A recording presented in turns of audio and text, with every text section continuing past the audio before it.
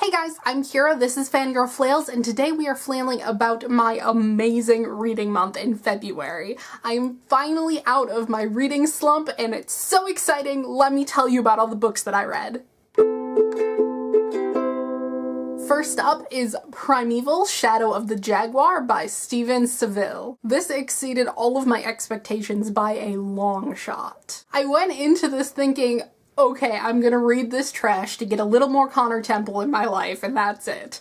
But it was actually very well written, and the plot was very exciting. If you've never seen Primeval before, it is about a team of misfits who have to deal with the opening of anomalies in the space-time continuum, of which dangerous prehistoric and future animals emerge from. In this one, the team heads to Peru when they catch wind of a mysterious animal attack, which throws them off their game because for some reason they thought the anomalies were only opening up in London, which says a lot about Western culture, to be honest. Now, while the author was probably trying too hard, I did appreciate the effort that he put into this to make it seem like an actual novel. The characterization of the men in this story was completely on point. Like, I wish Cutter had been written like this in the TV show because he's so hilarious and, like, kinda gay.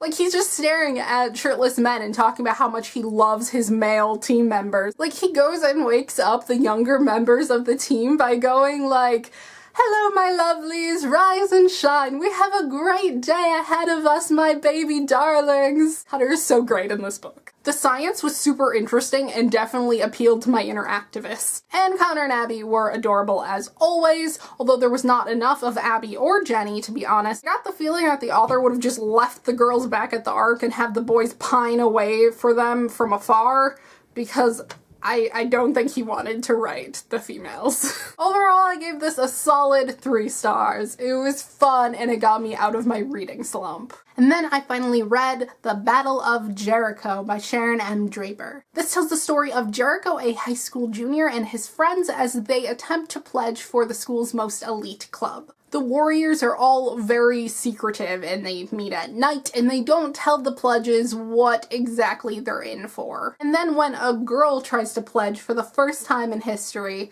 things start getting a little bit dangerous. It's hard for me to talk about really complex books that I really loved, especially when there are so many great, intricate subplots. There's just so many things that this little book addresses and does it so well, like race and disability and broken families and gender inequality and sexual harassment, and just so many things are packed into this little story. I can't believe I waited so long to pick up this beautiful, fast-paced, action-packed book. I'm gonna go on and read the rest of the series and hopefully have a series review up in the next few months, but for now, this first book gets 5 out of 5 stars. And then I read Teen Titans Volume 4, Light and Dark by Scott Lobel and Eddie Bowers. Let's just say I'm real excited that there's only one more volume of this left for me to read before it got relaunched with new writers, because this was all over the place, and this series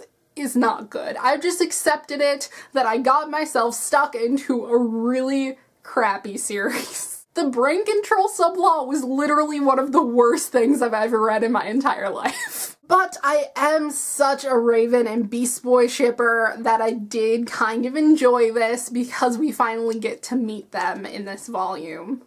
Raven is such a layered character that no matter how poorly she is written, I will still really like her. And she was written pretty frickin' poorly in this. This series is just really weak. It's been a hit or miss with me, but mostly a miss. I gave this 2.5 stars. The good thing is that this is the only crappy thing I read all month, and it's short, it didn't take up a lot of my time, so that's good. And then I read Just Right, Here's How by Walter Dean Myers. Now this is aimed at a much younger audience, but I don't even care because I will cherish any writing advice from this very prolific author. I really loved hearing about his work in low-income school districts and juvenile detention centers. He gave so much hope to young people who believed that they didn't deserve a second chance. And I definitely teared up when he wrote about wanting to live on through the minds of his audience. While most of the writing advice is things that I know by heart already, it was learning about his life and his personal work method that really interested me, and I gave this 4 out of 5 stars. And then I read Defying Convention by Cecil Wilde. This is an adorable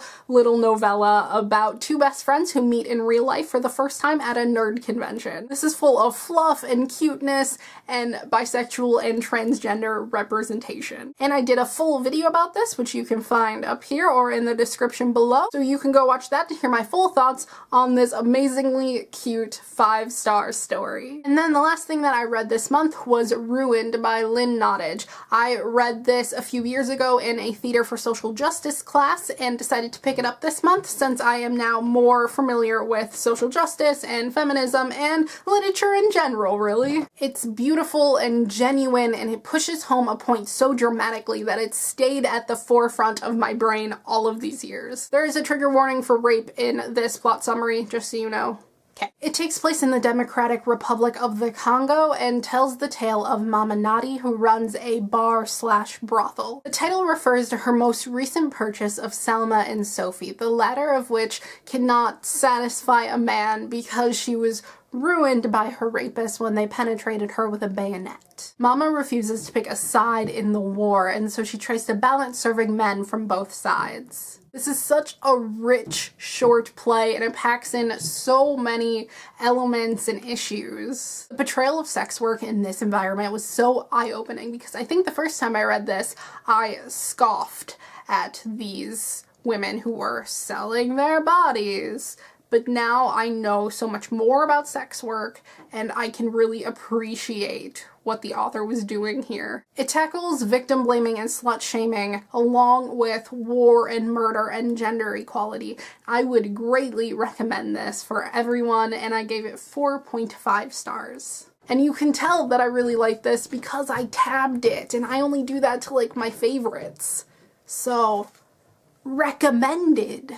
That is all I read in the month of February. Yes, I did start reading some of the other books on my TBR, but some of them were not good, and as you can tell from my star ratings, this month I kind of started to put things down that I wasn't really enjoying, or at least I put down things that I could not stand, which is why this was a really good reading month. Yeah, I didn't read a lot, but the quality of the things that I read were really great. Let me know how your reading month went in February, and tell me if you've read any of these books. What are your thoughts? Let's talk about it, and I will see you guys next time. Thanks for watching. Bye!